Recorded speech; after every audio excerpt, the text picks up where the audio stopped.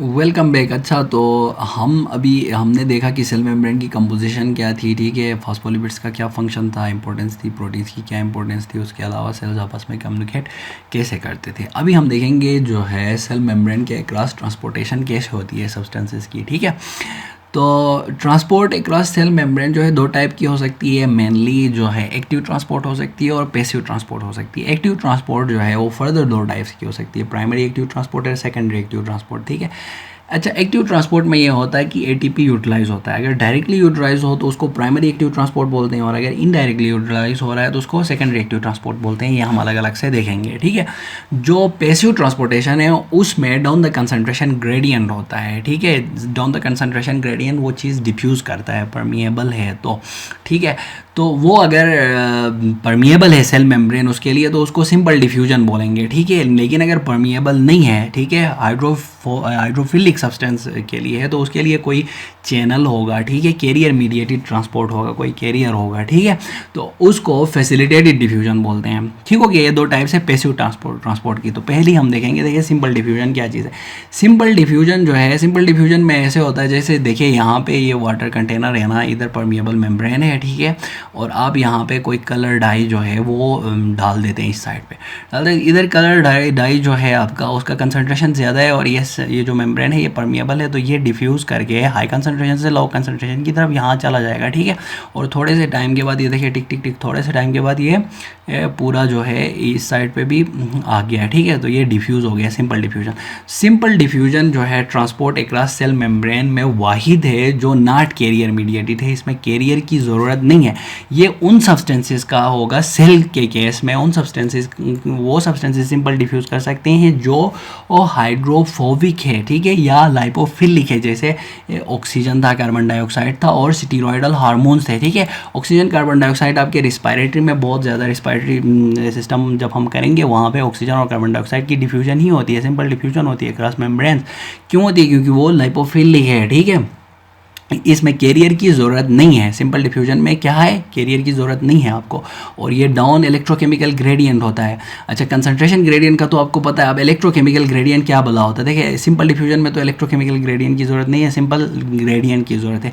Electrochemical gradient जो आयनिक substances है उनके लिए ज़रूरत है। अच्छा, इलेक्ट्रोकेमिकल ग्रेडियंट को आप यहाँ समझ के जाएँ आगे, वैसे भी ये इसने काम आना है। देखिए आपका सेल जो था उसके अंदर इंटीरियरली, आपको पता है कि सेल इंटीरियरली मोर नेगेटिव होता है नॉर्मल सिचुएशन में। ठीक है, जिसको पोलराइज्ड कंडीशन बोलते हैं। ठीक है, और एक्सटर्नली ये पॉजिटिव होता है। ठीक है, अब मैंने आपको ये भी बताया था कि पोटेशियम की कंसंट्रेशन सेल के अंदर ज़्यादा होती है, एक्स्ट्रा सेलुलर फ्लूइड में कम होती है।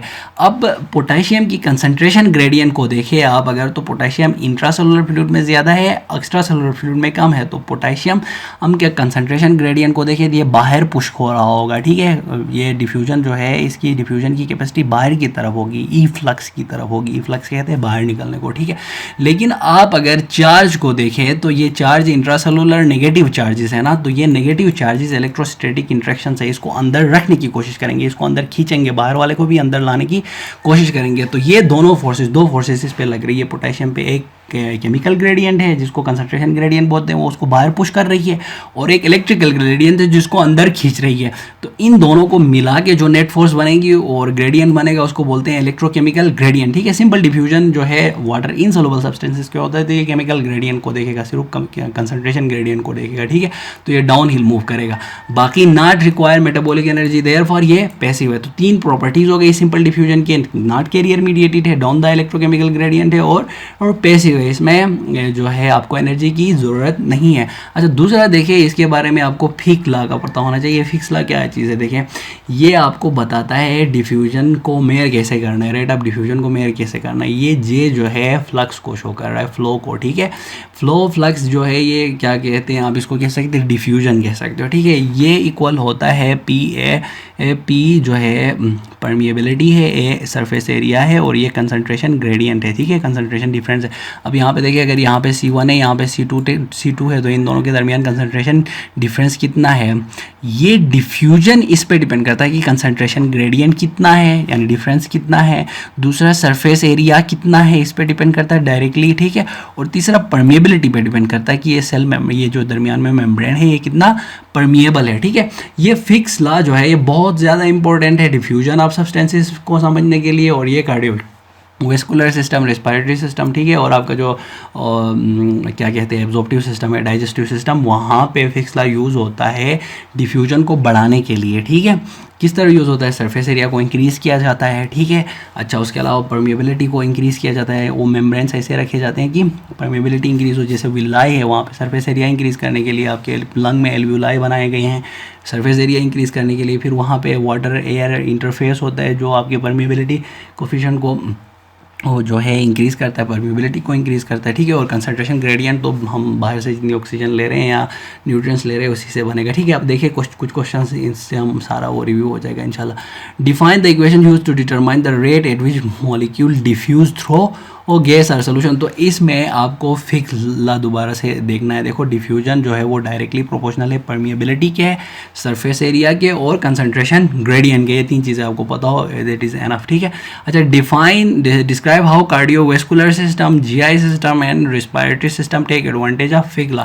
तो आप कह सकते हो जीआई सिस्टम में, रिस्पिरेटरी सिस्टम में और कार्डियोवेस्कुलर सिस्टम में सरफेस एरिया को इंक्रीज़ किया जाता है, परमिएबिलिटी को इंक्रीज़ किया जाता है ताकि डिफ्यूजन जो है वो ईजिली हो जाए, ठीक है। जैसे हम रिस्पिरेटरी सेक्शन और कार्डियोवेस्कुलर सिस्टम तो फर्स्ट ईयर में ही आपने करना है, तो ये वहाँ पे दोबारा से आपके काम आएगा फिक्स लॉ। तो इसमें आपको ये पता होना चाहिए कि डिफ्यूजन जो है डायरेक्टली प्रोपोर्शनल है परमिएबिलिटी के, सरफेस एरिया के और कंसंट्रेशन ग्रेडियंट के, ठीक है। फिर परमिएबिलिटी के सब परमिएबिलिटी भी कुछ चीज़ों पे डिपेंड करता है, ठीक है, वो आप बाद में देखोगे मेम्ब्रेन थिकनेस वगैरह पे। अच्छा, बाकी ये देखिए आई माइट सीलिएक डिजीज़, ये एक सीलिएक डिजीज़ है, a consider a fix law defect, इसको समझा जाता है। अब ये क्या चीज़ है, अब डरने की ज़रूरत नहीं है, सिंपल सी बात है। इसमें फिक्स लॉ डिफेक्ट इसको समझा जाता है। क्यों समझा जाता है कि देखिए आपके जो इंटेस्टाइन है, स्मॉल इंटेस्टाइन, वहाँ पे सरफेस एरिया बढ़ाने के लिए, एब्जॉर्प्शन बढ़ाने के लिए सरफेस एरिया बढ़ाया जाता है फिक्स लॉ की एप्लीकेशन, ठीक है। सरफेस एरिया बढ़ाने के लिए क्या है, आपके विलाई है, ठीक है।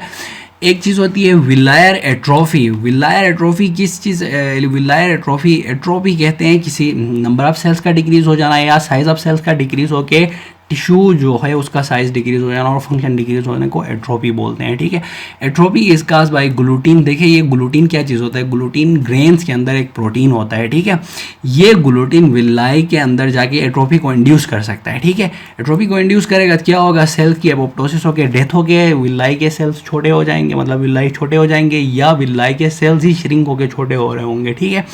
तो एट्रोफी के फिर फर्दर मैकेनिज्म से जाने की जरूरत नहीं, बस आपको इतना पता होना चाहिए कि एट्रोफी का मतलब है छोटा हो जाना, ठीक है। विलाई छोटे हो जाते हैं, या नंबर ऑफ सेल्स डिक्रीज होकर छोटे हो सकते हैं या सेल की साइज डिक्रीज होकर छोटे हो सकते हैं। और ये इंड्यूस कौन कर रहा है, ये ग्लूटीन। ग्लूटीन क्या होता है, वीट वगैरह में ग्रेन्स जो है उनके जो उसके अंदर एक प्रोटीन होता है, ठीक है, ग्लूटीन, वो इंड्यूस कर सकता है इंटस्टिशियल इन्फ्लेमेशन की वजह से, ठीक है। तो एट्रोफी होगी तो सरफेस एरिया कम होगा, सरफेस एरिया कम होगा और एब्जॉर्प्शन कम होगी, ठीक है।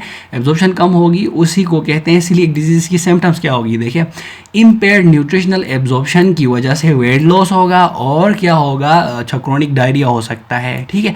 क्रोनिक डायरिया और वेट लॉस ये इसकी जो है आप सिम्टम्स कह सकते हो। अच्छा देखो डिजीज़ जो है उसके कुछ सिम्टम्स होते हैं, कुछ साइंस होते हैं।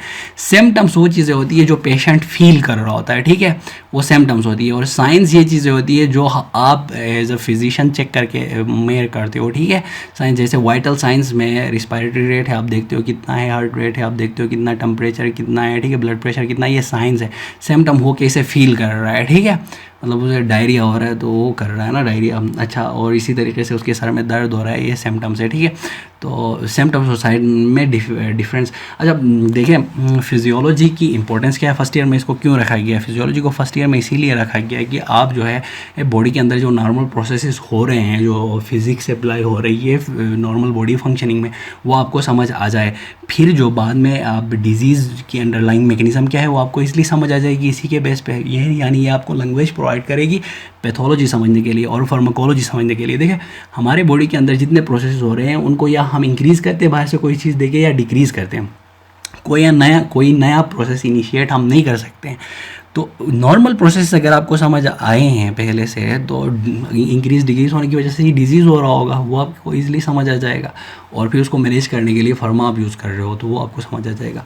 तो इंशाल्लाह बहुत अच्छा होगा। तो चले जी, ये आपका हो गया, आपका सिंपल डिफ्यूजन आपका हो गया। अगला जो है वो हम देखेंगे फैसिलिटेटेड डिफ्यूजन वगैरह। तो अल्लाह हाफिज़।